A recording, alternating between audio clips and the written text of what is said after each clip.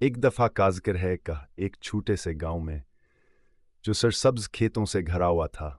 एक इन्हा साखर गोशर हता था जिसका नाम कोको था। कोको कैनर मसफीद फर थी, चमकदार आंखें और एक इन्हनी सी गुलाबीना के थी।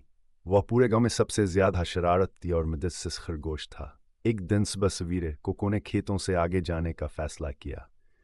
वह चलता, कूदता, ताज़ा फूलों की खुशबू सूंघता और तितलियों का पीछा करता रहा।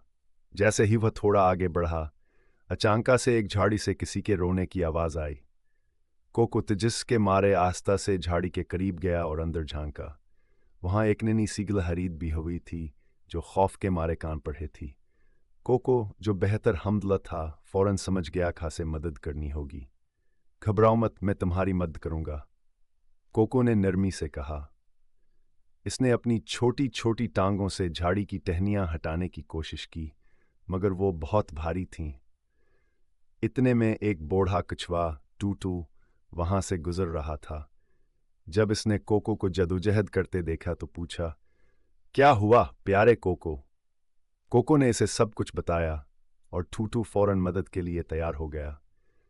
इसने अपनी मजबूत कमर से टहनियों को धकेलना शुरू किया, जबकि कोको नन्ही गिलहरी को खींचने लगा। कुछ कोशिशों के बाद आखिरकार गिलहरी आज़ाद हो गई। नन्ही गिलहरी, जिसका नाम सिकिकी था, खुशी से चीखी, शुक्रिया कोको, शुक्रिया टूटो। इस दिन के बाद कोको, सिकिकी और टूटो बेहतरीन दोस्त बन गए। वो मिलकर खेलते, खेतों की सैर करते और हमेशा दूसरों की मदद करते। उनकी दोस्ती ने यह साबित कर दिया कि मेहरबानी और टीम वर्क से हर मुश्किल आसान हो सकती है। और यूं वो हिंसी खुशी जिंदगी गुजारने लगे।